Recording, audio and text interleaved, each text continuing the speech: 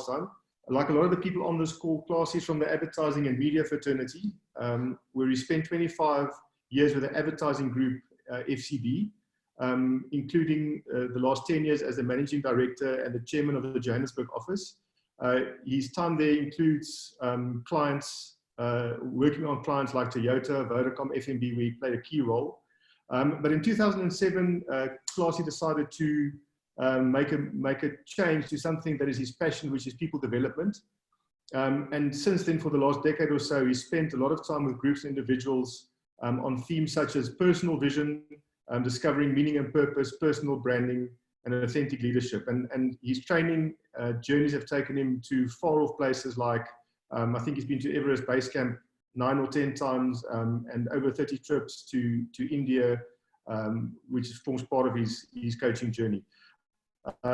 So loads to learn from Klasie. Klasie, welcome to AdLab Lunch and Learn. It's a pleasure to have you as always, and we look forward to learning from you in the next hour. Great, Cobus. Thank you. Thanks. It's nice to be here, and welcome everybody. Or nice to be chatting to you. Yeah, you know, when you say learn from me, it feels. I was chatting to you before we used the group.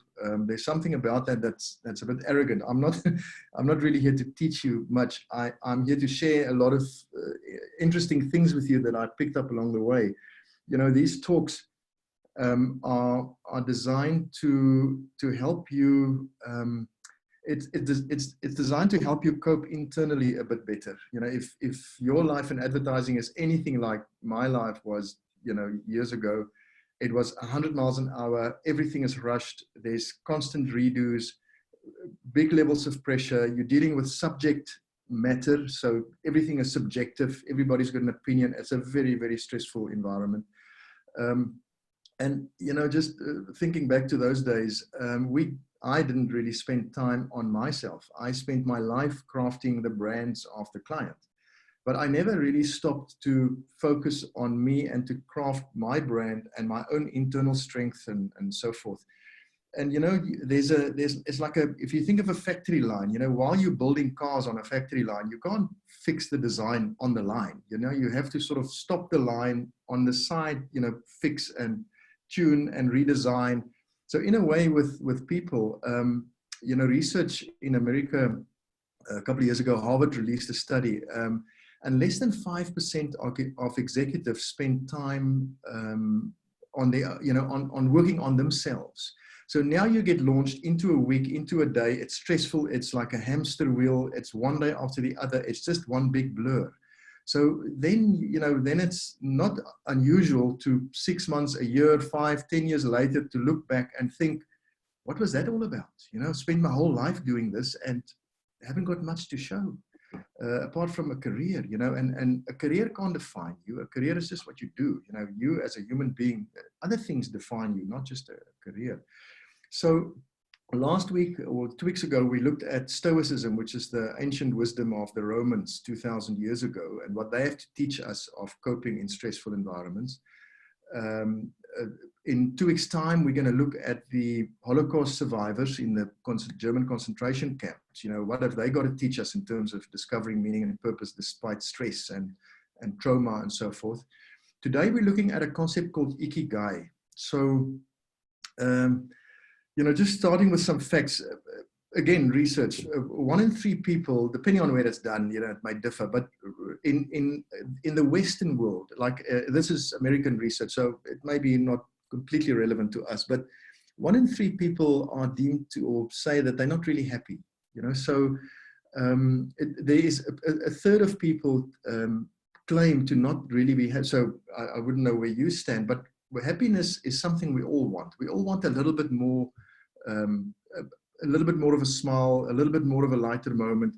So there was a guy called Dan Buettner who did some research, and he did an amazing TED talk, which you can also look up, you know, after this. And he did some research on longevity and what areas in the world where people are disproportionately happier and live longer than anywhere else. And I'm going to just let me go into a screen share here. So Dan's research identified 5 zones in the world where people live longer and happier than anywhere else. So they are Okinawa in Japan, and that's just going to be our main focus for today. There's Ikaria in Greece, Sardinia in Italy, Nicoya, Costa Rica, and Loma Linda in California. So in these areas, there are people that live 110 and beyond. At the moment, there are anything between 350 and 400, maybe a little bit more, of these, what they call centenarians in the world. So let me just need to change this view here.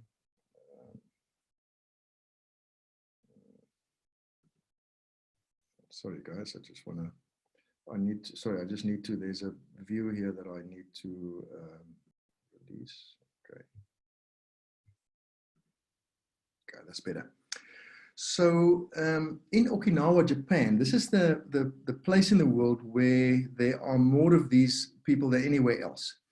So today we're going to learn of what they have to tell us.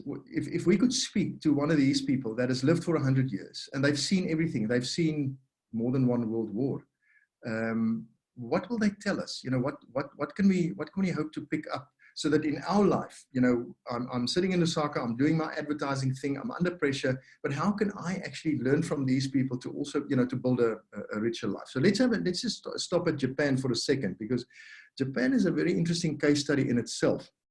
So the Yayoi people started, it goes back to when they settled there roughly 1,000 before the Common Era.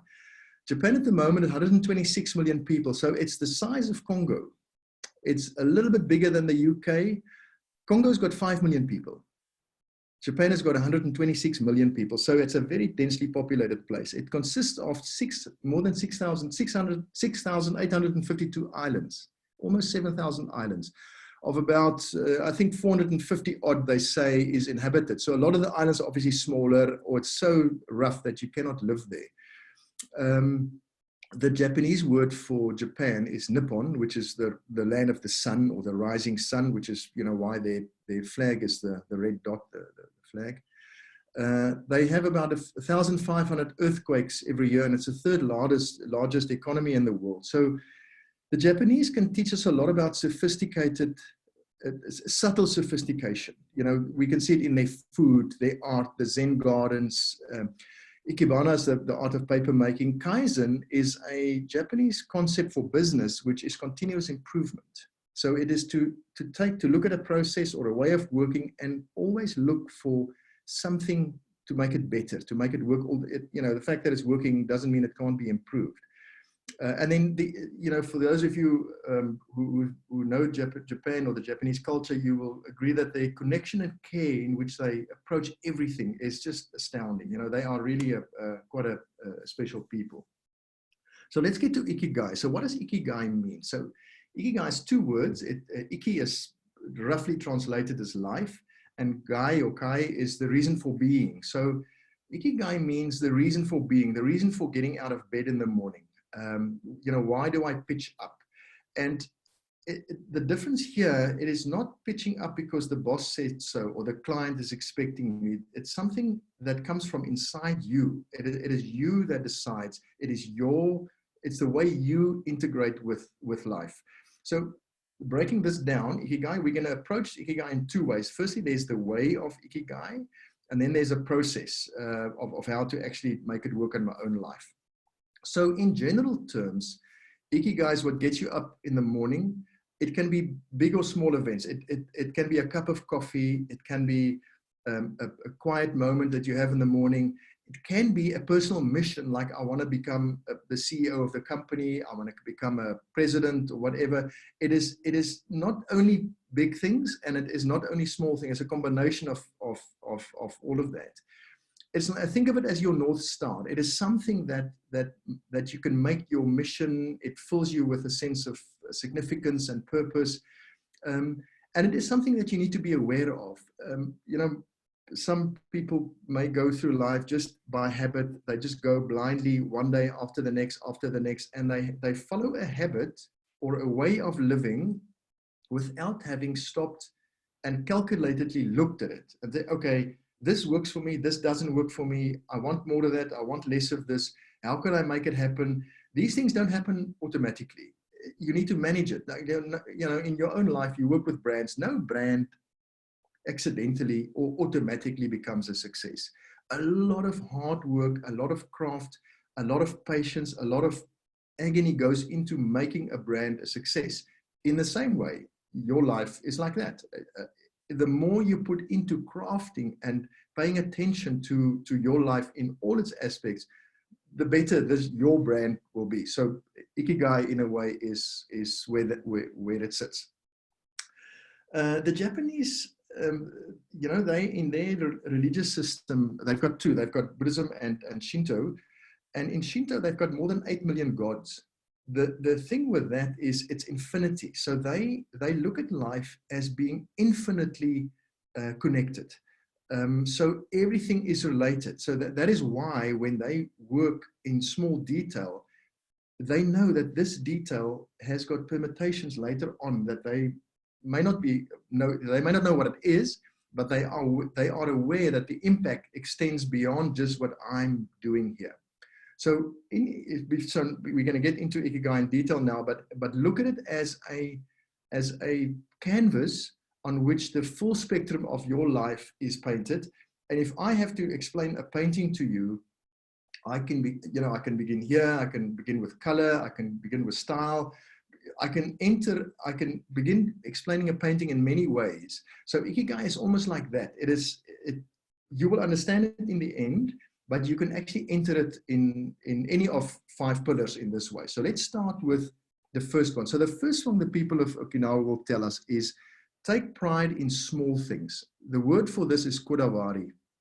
So pride in small things, there's 2 things to notice here. The first one is taking pride. So if you do something, if they do something, they are proud of what they are doing. This is not pride as in show off. It's not that kind of pride. It's not like, look at me, how great I am. It's I'm doing this because I respect what I do and I'm proud of the way I do things. If I put my stamp on this, I want to stand back and say, I did that and I feel good about it. Like you remember in Marcus Aurelius, when he said, you know, the true test of a good person is whether you do the right thing, whether people are watching or not. So you're doing the right thing, not because people are watching, you're doing the right thing because it's the right thing to do, because of your principles. So pride in your attitude to which you work is the first section of this concept. The second one is small things. So the attention to detail. Now, it could be in your life, the smile on a customer's face. When you put the phone down to somebody, how do they feel? And how did you make them feel in that conversation? And when you had the conversation that you had with them, did you listen? Did you really pay attention? Were you there? Were you fiddling on the side? Because I mean, these days we're sitting with platforms like this.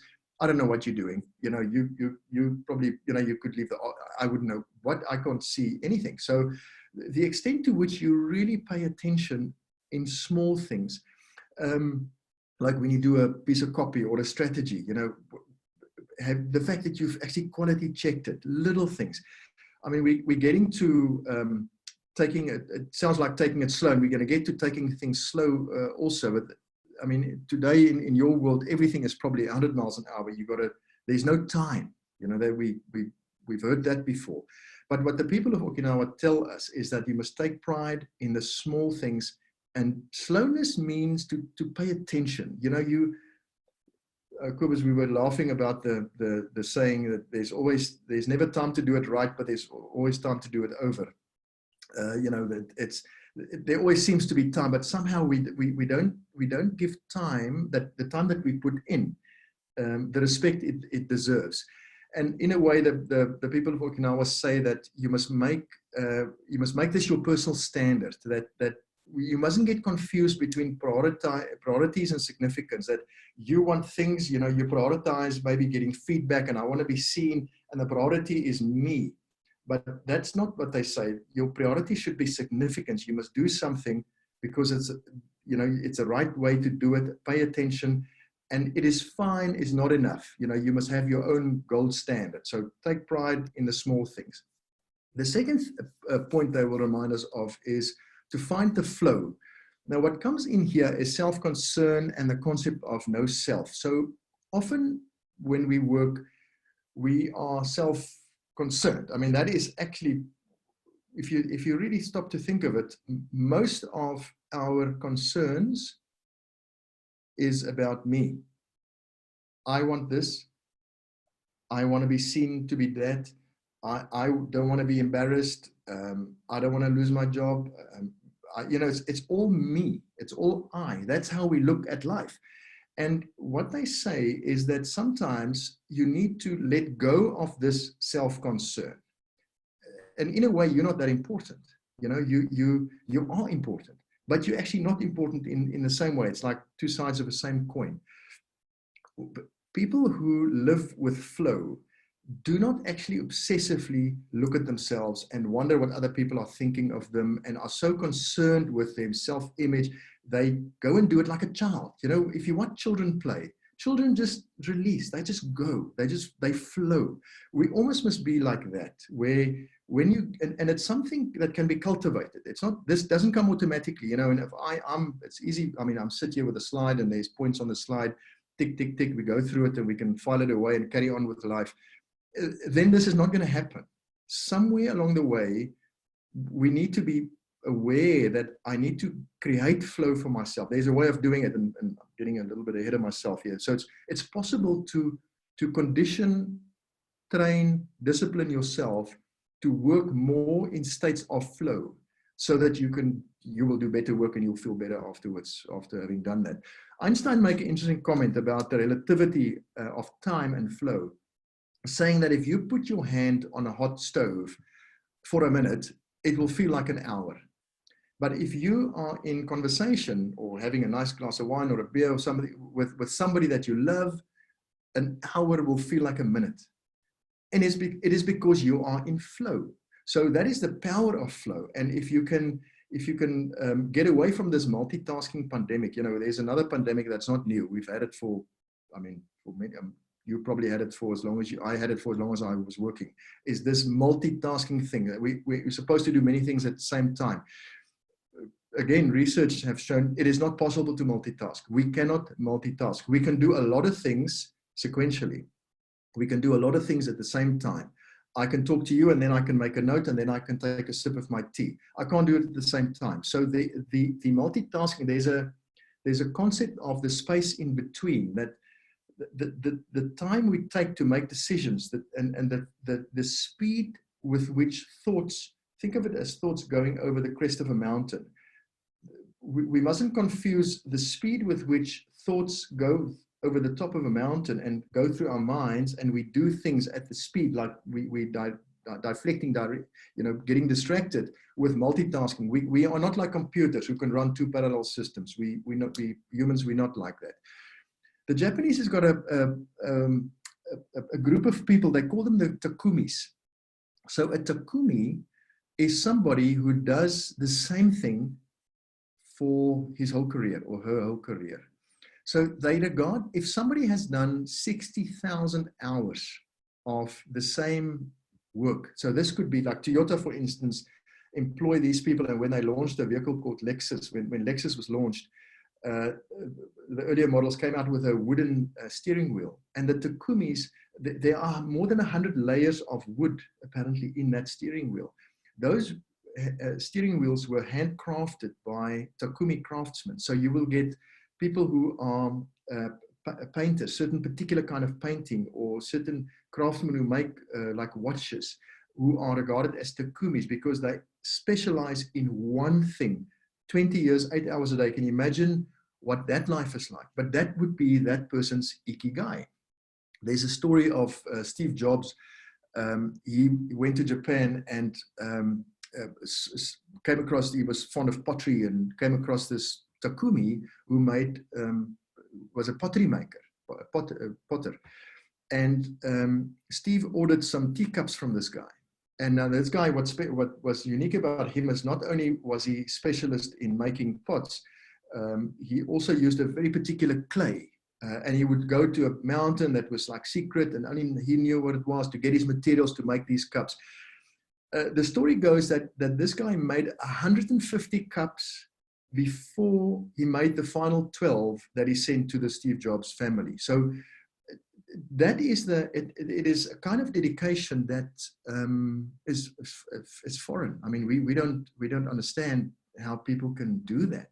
But this is the attitude that if you have an Ikigai, can instill in you. I'm not suggesting that you write the same strategy for 60,000 hours. That's definitely not the case.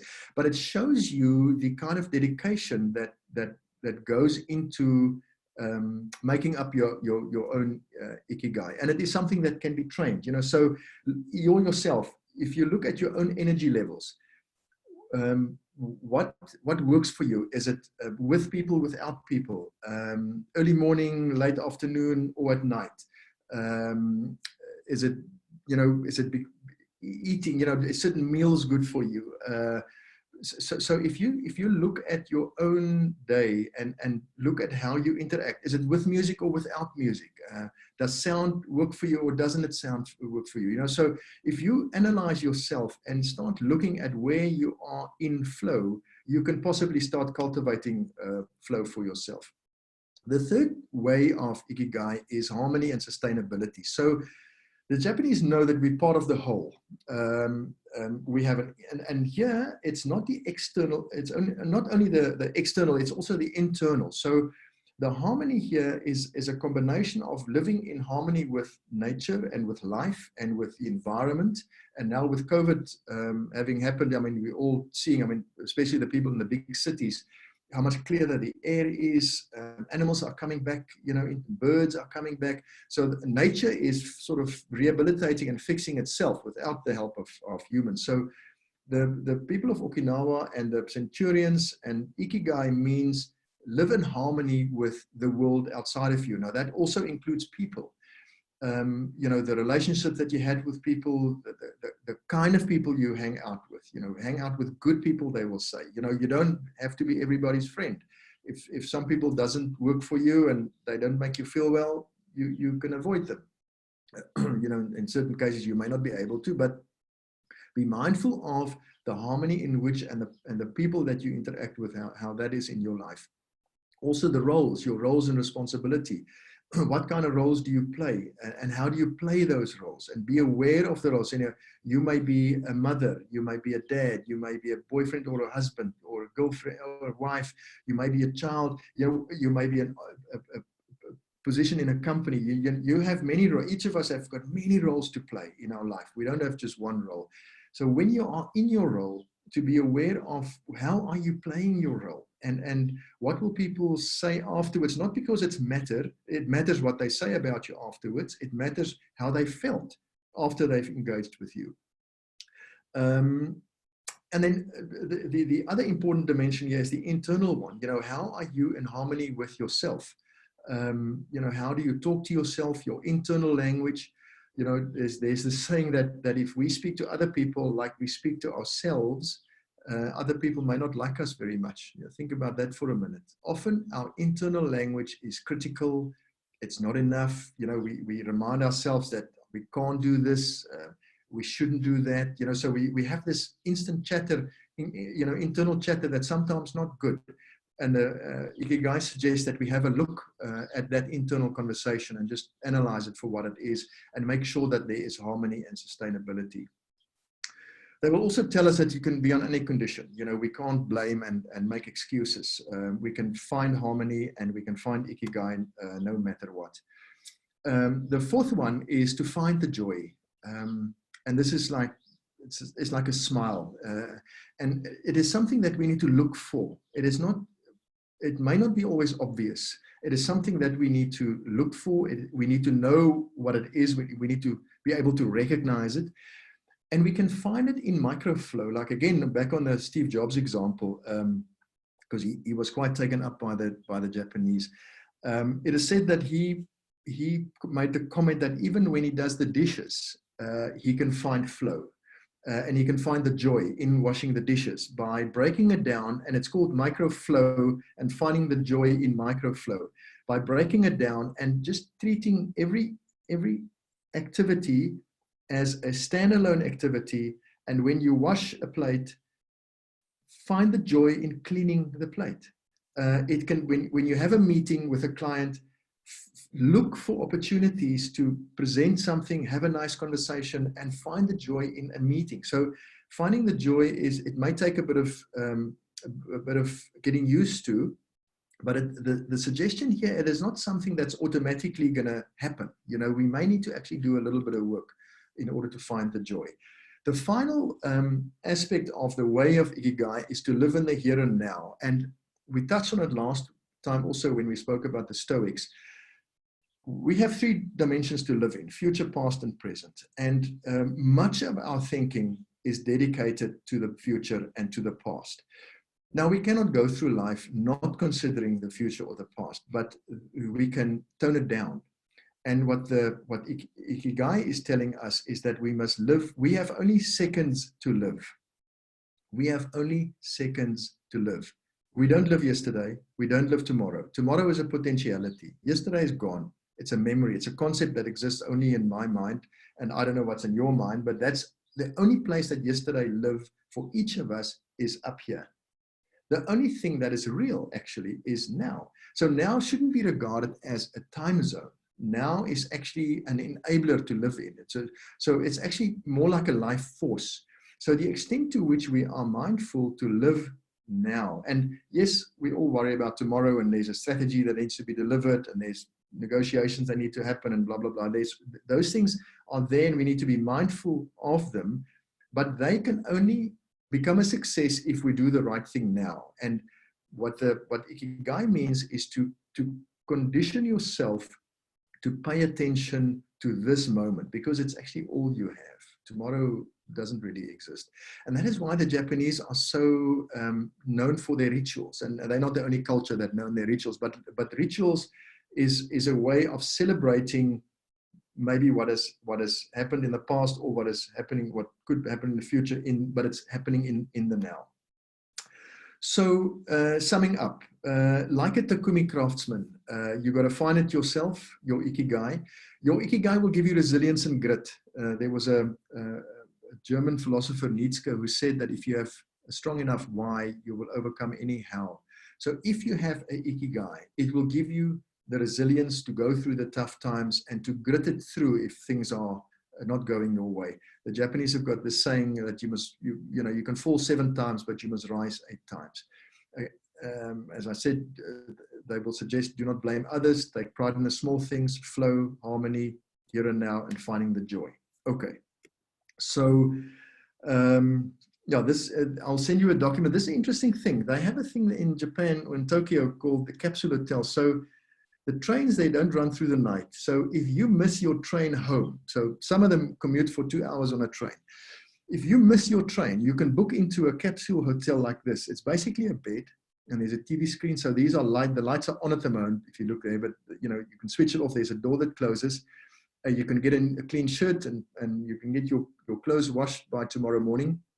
So this is the kind of detail that these people live with.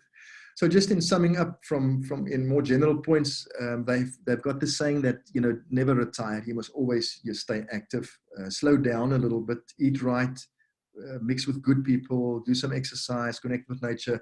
These things you've all heard before. Okay, so now we're going to go to the process of finding Ikigai. So this is now where it really gets interesting. So what they tell us is to find your Ikigai. Now, this has now been written, and it's going to be presented like in the workspace. There's 4 things you need to pay attention to. What do I love? What does the world need? What am I good at? And what can I get paid for? Okay, so we're going to unpack that a little bit more detail. But in the PDF that will be mailed afterwards, there are some worksheets that you can go through to actually make this real for yourself. So what do you love is reflecting your values. What is important to you, what you like doing. It touches on your passions kind of thing. So to go through a list of if you look at the work environment, it's like, what do I love doing? What is it that gets me going? And I just feel I'm in flow when I do that. So then the second thing is what the world needs. Now, important here, it is not necessarily the big wide world out there. It may be your world as a copywriter, as a strategist, your world as ad lab where you're working, or it could be in your personal capacity, your world as a mother or as a friend or whatever it is. So the world here is not necessarily the big world, it's your world. So what the world needs, because that suggests that you're doing something that is useful to other people, not necessarily only to you. I mean, you know, we can't go through life only doing what is useful for me. There are times like that, but we need to do something that's useful for the world. And think of how are you making the world a better place by what you're doing here. The third thing is what you're good at.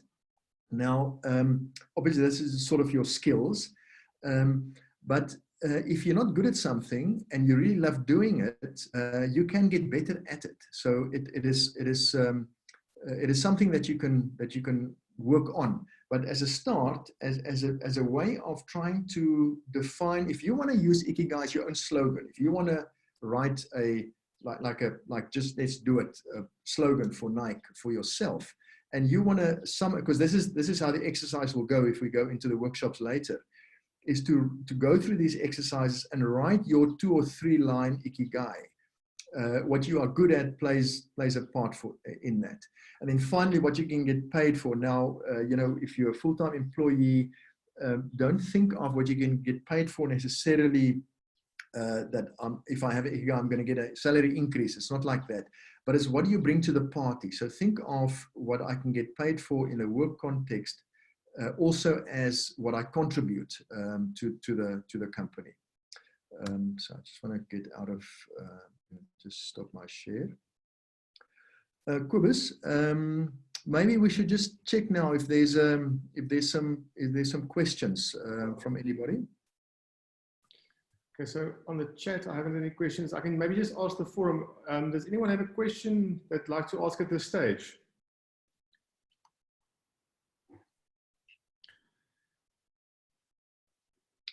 So I have a question that, I mean, it's maybe more of an observation. I'd like to hear your views on it.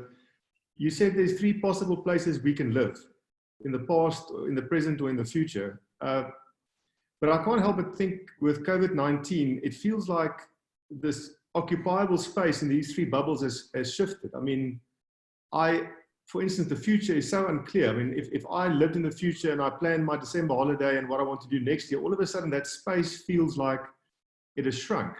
And similarly, the past feels much more significant, that you want to live in a place where you could watch a lot of live sport on TV and see your friends, you know. So I just wonder if a lot of the mental strain we're going through hasn't got to do with the fact that those territories that you occupied sort of quite automatically has shifted. So I don't know if it's just an observation, but when you said it, I thought to myself, you know, that there's trauma there.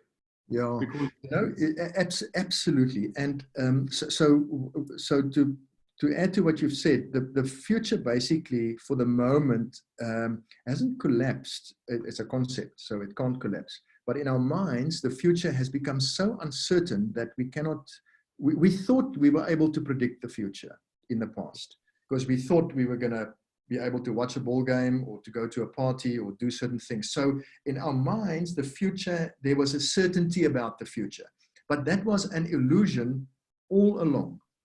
What COVID has done in a weird way is to show us that to regard the future as a foregone conclusion is an illusion. It's an illusion. I can't put it any stronger. It doesn't exist. Yet we need some kind of certainty, because we are path and past determined. You know, we want to see where we're going and we want to know where we come from. So we have to have some idea.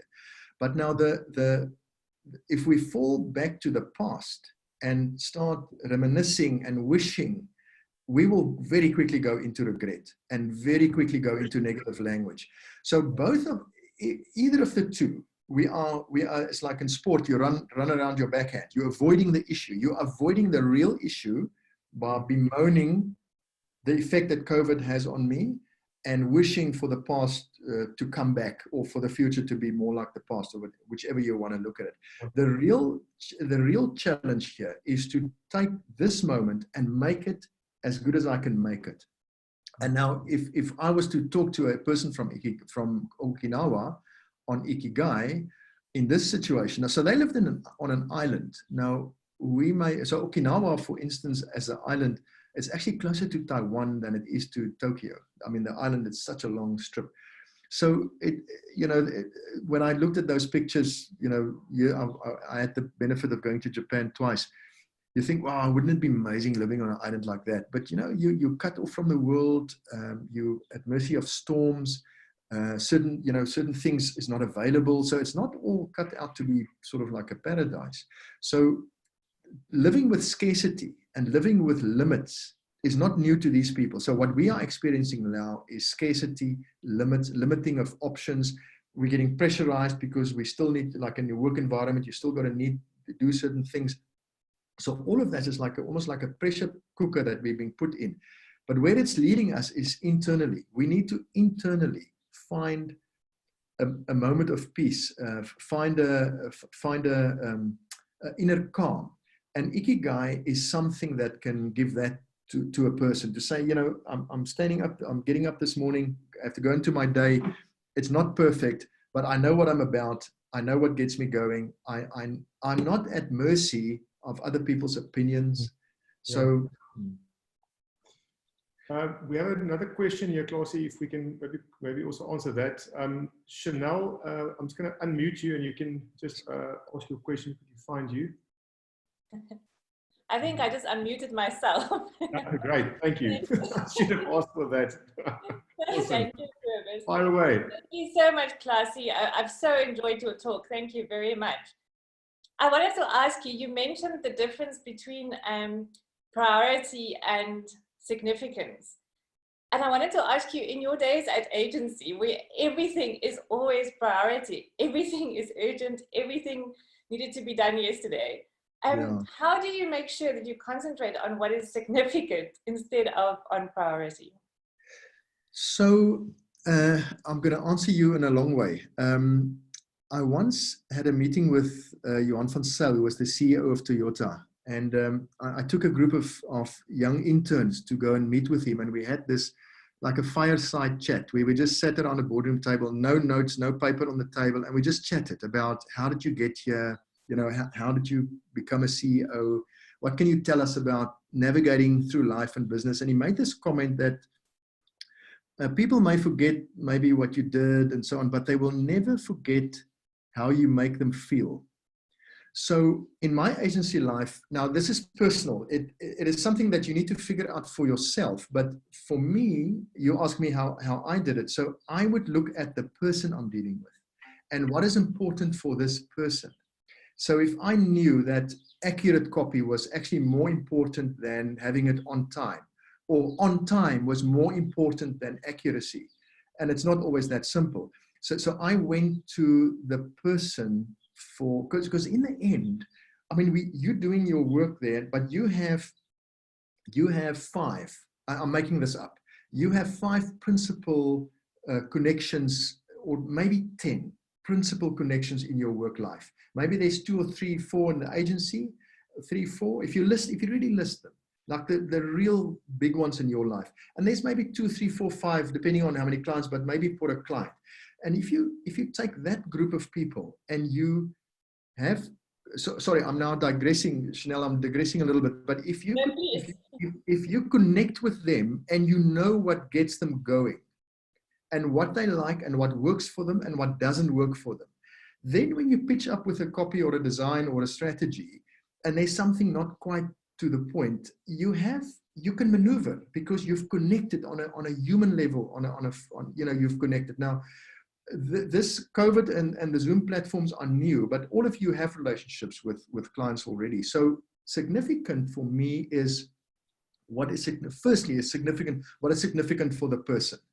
And then of course, you can put onto that what is significant for the client and what is significant for the agency. Because sometimes you can sit on a campaign, it's really, really important, But in the bigger scheme of the positioning of the client, it is just a small tactical campaign. It's not the bigger campaign. So, I mean, this is not, there may not always be a clear way of how to distinguish significance. And it's like values. Somewhere along the line, values, you've got to push one down because other one is more important, so everything is not equally important at the same time. So I hope I answered you there.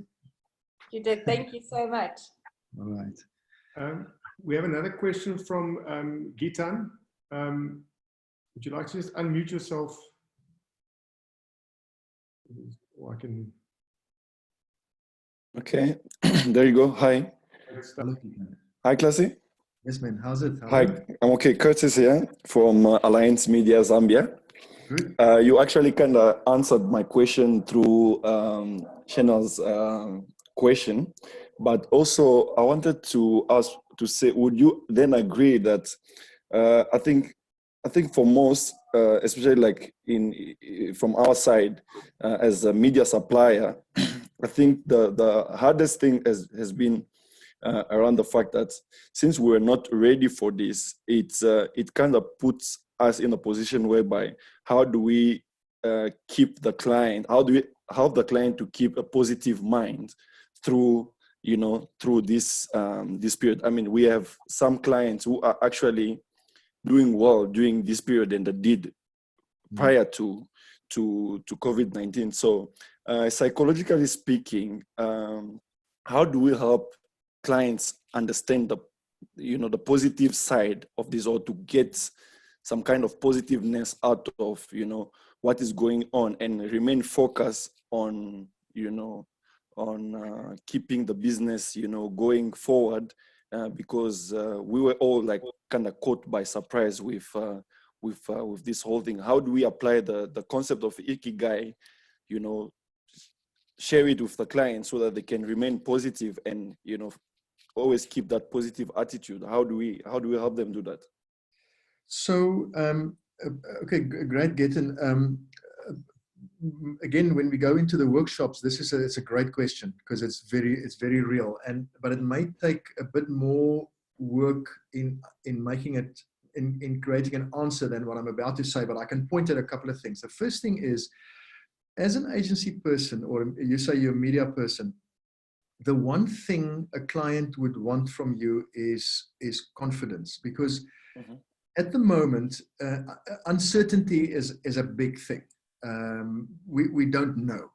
So the extent to which you can do whatever you can to create confidence, even if it is, I've got your back. And I'm not suggesting you phone them every day because that may be irritating, but a phone call to a client to say, you've briefed us, we're working on the campaign, I just want to let you know we're on it, and we're giving it all our attention. We've got some great ideas. It's going to be, I'm looking forward to the presentation. It's coming your way. I'm on it. Just for them to know, because that often what we forget in client relationships is the client who's giving you the brief or must give the approval has got layers above him or her and is nervous and is uncertain and is scared and can't show it to you because it will be seen as weakness.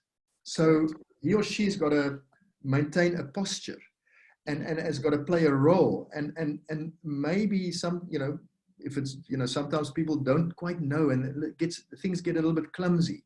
So for you to help them see the good side, a good place to start is with confidence, just to remind them that you are doing whatever you're doing for their benefit and you're on it.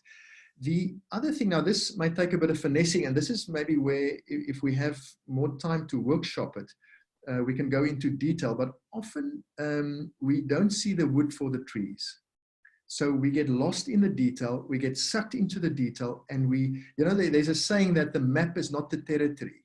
It means that the map is one thing, but what happens on the ground is something else. It's a different story. It's a different ballgame.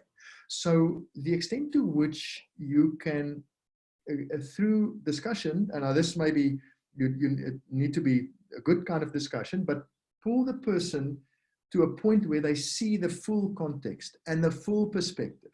Because, you know, if we, let's take what the Stoics told us 2 weeks ago. There was this quote that the one Stoic said, so you wake up in the morning and you feel, I can't carry on. This is all just too much for me. Okay, good. So let's now see exactly what is too much. And you start listing all the things that makes it too much for you. Chances are in the end, you're going to look at that list thinking, it's not so bad.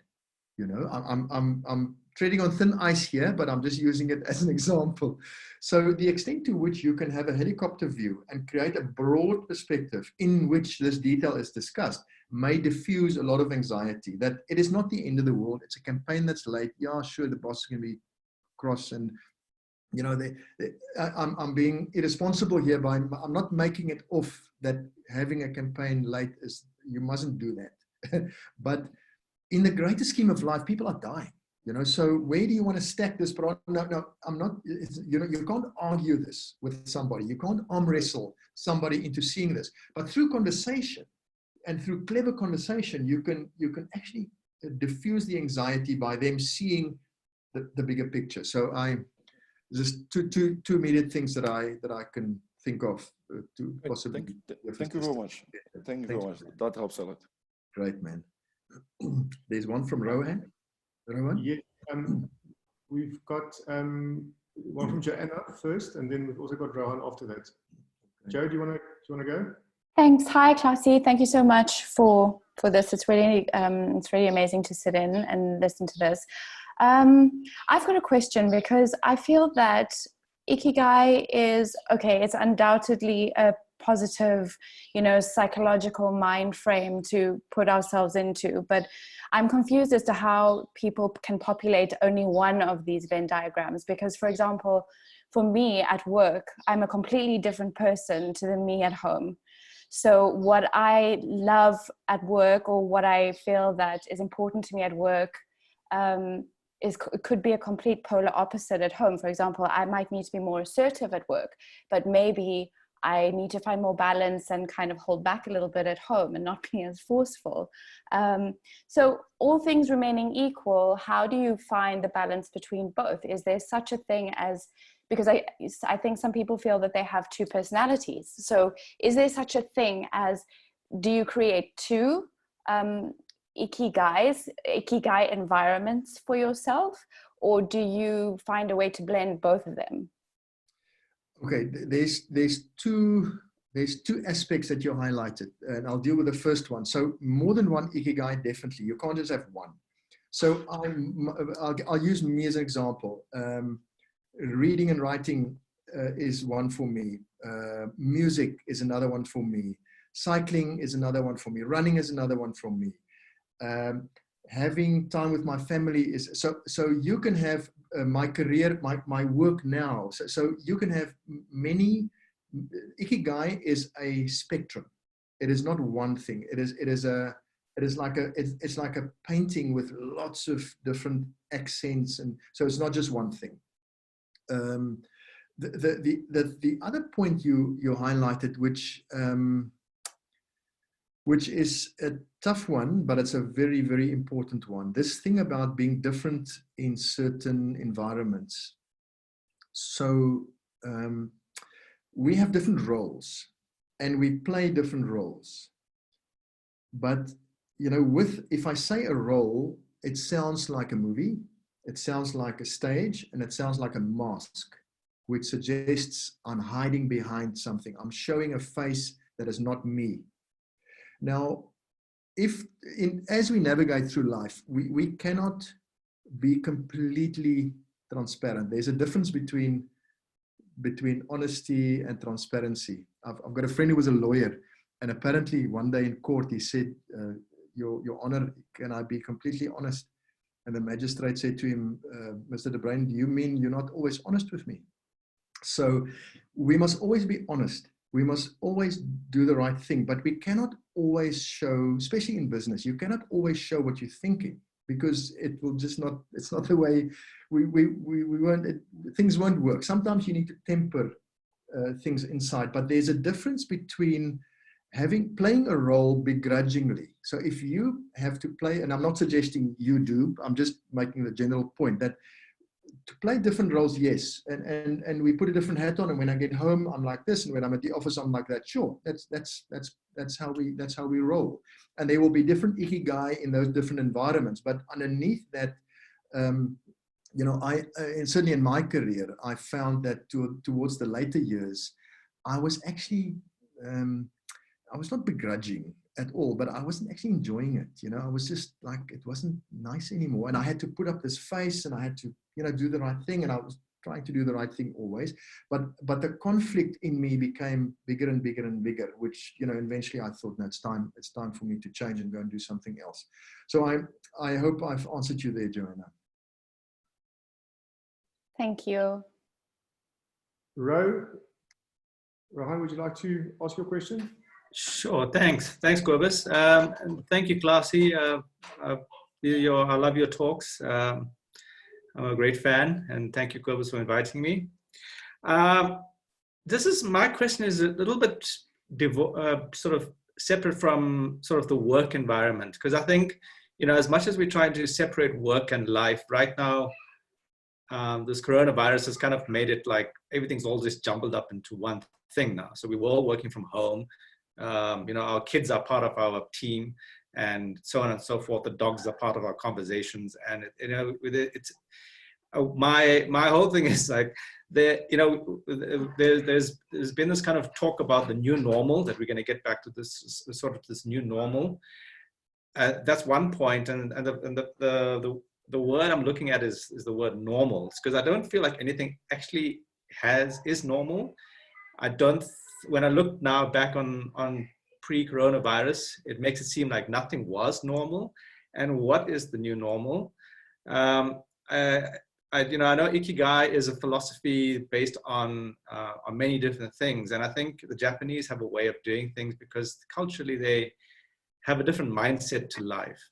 But here in South Africa, you know, like I'm getting to my question, sorry for the rambling. Is that I'm starting to feel like there's a lot of, apart from the anxiety, but there's like I get this feeling that people are losing control. Like, you know, I chat to colleagues and I chat to friends, and you meet people sort of, you know, in passing while you're walking the dogs. And I get the sense that human beings, because of the fact that we are now told that human contact is potentially life-threatening, it's not natural, you know. And I think something is creating something within us where what I'm noticing is that there's a lot of anger, there's frustration, anxiety, and I'm just wondering, how do we move forward from here? What do you think the world's going to start to look like once we emerge from this thing? So Rowan, okay, you know, you will ask 5 people this question and you will get 5 different answers. So what I'm saying by that is there's no one right answer, but I will give you an answer that I think works for me and that I think is a good answer. Sorry to put it like that, but you know, there's more than one way of responding to this question. So I'm not good at the collective. So I cannot save the world, and I cannot make a difference in the whole world, but I can make a difference in my world. So for me, in a time like this, it is like, if I look at nature, what I'm seeing happening in the world is if there was a big agenda from a higher power, this agenda was somewhere on that agenda would be slow down. Slow down, you're messing this up. You know, there's something about us humans that if we have to stand in a court somewhere and all the animals are sitting around the table and the whole world is there and we're discussing the situation, somebody will say to us humans, you guys made a mess of this thing. So there's something about us as humans that I'm not very proud of. I mean, we've done great things as a species, but we've messed it up also. So, but now enough of that. So as a collective, I cannot speak for the company or the you know, all the people. It's just go smaller, go to you.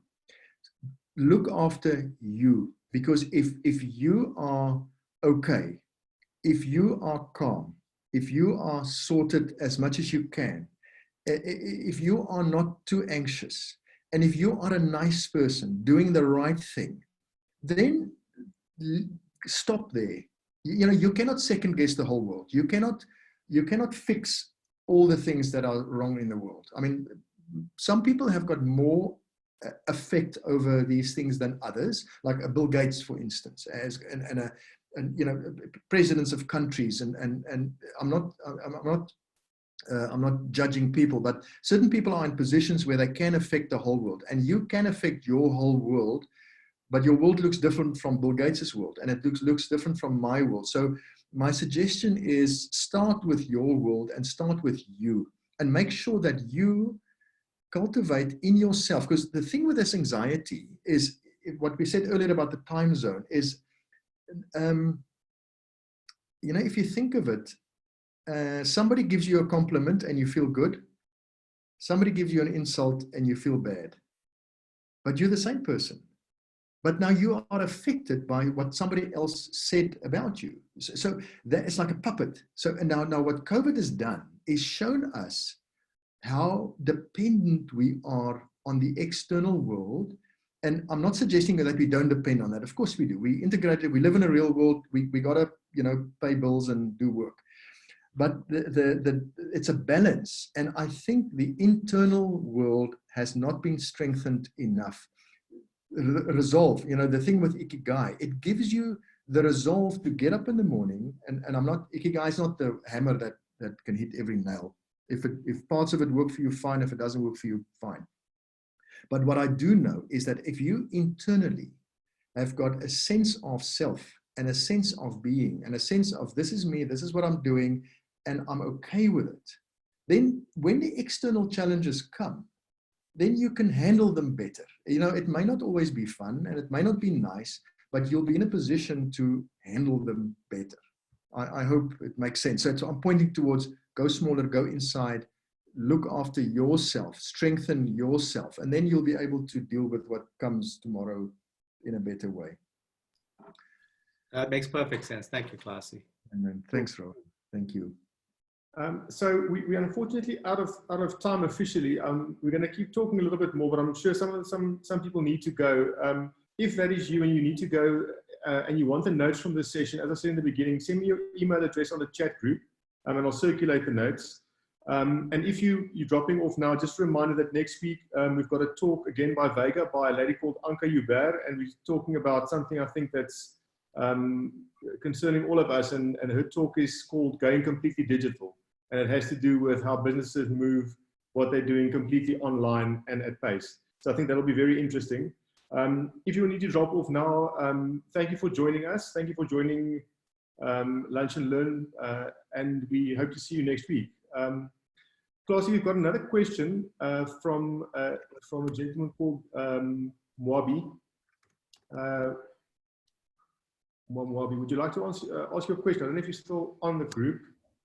Kobus, just while Mwabi is coming on, I've uploaded the PDF to the chat. So if you're still on the chat, go to the right-hand side. There's a column with comments on the right. You'll see the PDF sitting there. So just download to your own laptop, but it will be mailed. Kobus can send it out as well. Brilliant. Thank you very much, Classy. Okay, great.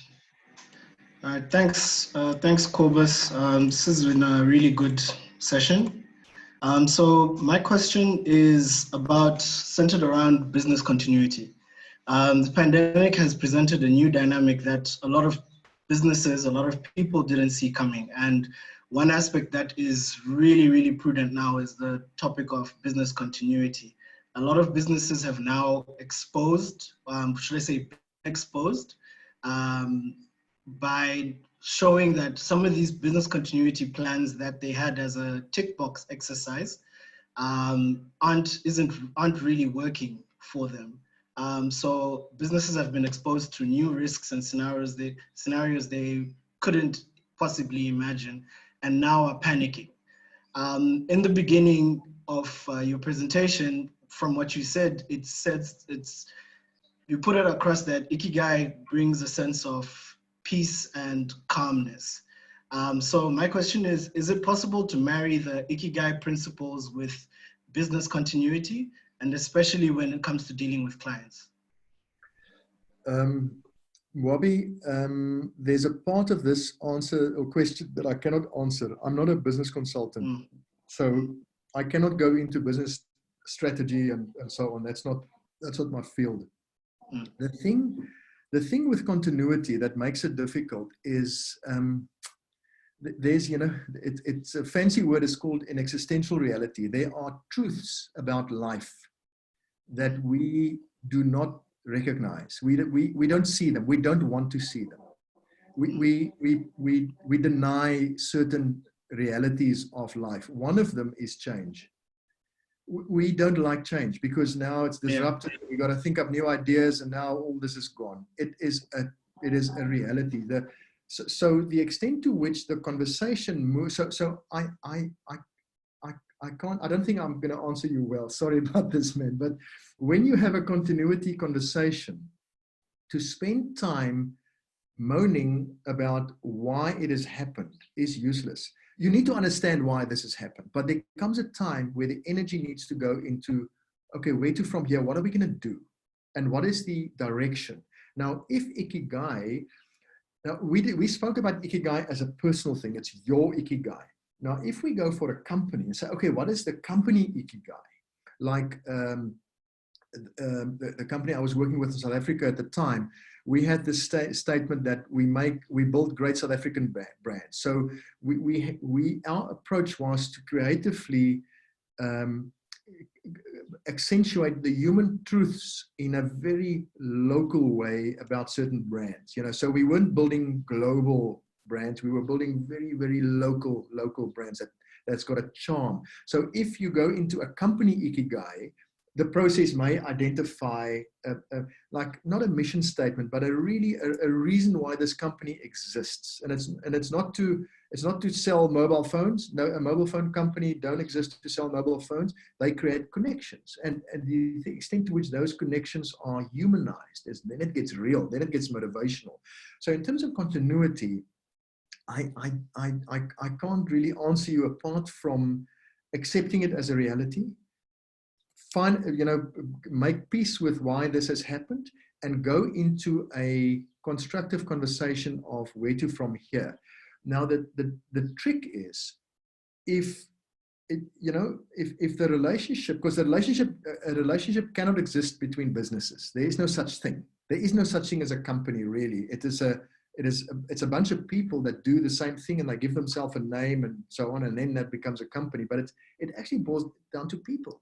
So the extent to which continuity is finessed and managed, somewhere along the line, people are involved. So again, like what I said to Chanel earlier on, if you identify, you can't deal with a collective is big. It's like, how do you deal with a collective? It's like if you break it into smaller bits. If it's smaller bits, maybe people and task teams. And if you start mapping it out a little bit, now you've got a plan, because part of the challenge, sorry, I'm rambling on a little bit, but part of the anxiety comes because there's no clear plan. We don't know exactly where we're going to. We don't know what's ahead of us. We don't know what it's going to look like. And we got to do some stuff. And it's like all just this confusion. So it's a little bit like in Ikigai, there's a suggestion that you must navigate with a compass, but not with a map, because the map will change. Now, in business world, the map, a 3-year strategy is useless. I mean, I don't know if people are still creating 3-year strategies. It's not, you can have a vision maybe, and you can have, you know where you're going to in broad terms and maybe even in detailed terms, but how you're going to get there will change along the way. So in terms of continuity, and maybe in terms of anxiety, to go back, and I think I was saying when I spoke to Rowan, similar comments, that go back to basics, create clarity on what are we doing here, where are we going, create certainty where you can, and that will fill you with a bit of, not calmness, but that will help you then take certain steps. Sorry, Bobby, I was a bit clumsy in this answer. I hope it makes sense what I'm saying to you. No. It has made, there are synergies and things that I can pull from it. Thanks. Good, man. Good luck, man. Thanks for your question. Classy, I think you were still halfway or certainly 80% through, and then we just started peppering you with questions. I don't know if you have any closing thoughts before we sign off, because we are over time. Did you want to just maybe... No, maybe just maybe a closing thought from me will just be look after yourself, because the extent to which you make things happen for your company or for the client depends on the platform you are launching yourself from. Look after your own platform. Just spend time on just calming yourself, organizing yourself, getting in control of yourself and your own thoughts, and then just do your best.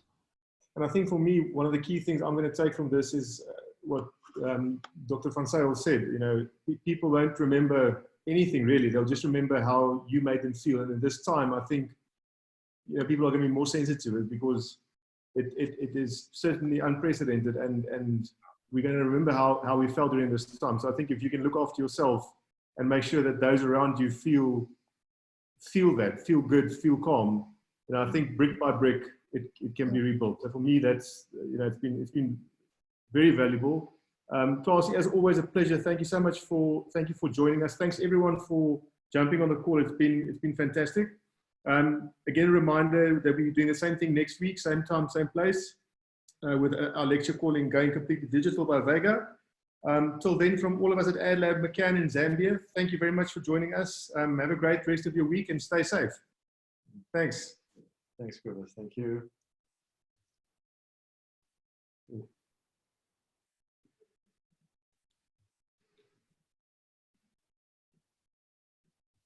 Classy, I'm trying to see in this chat where that PDF sits. It says uploaded on my side to everyone. Okay. So doesn't it sit in the chat column on the right? Just go to the bottom of the chats. Yeah. So scroll all the way. There's a navigation bar there. Yes. You see it? Yes. No. I'm sure I'll find it. No, you haven't found it? No. I can't. So under the where the chats are. Yes. So if you scroll the chats, who's online? Chanel, can you access the PDF? Can you look if you can? I've been trying as well, and I don't see it either.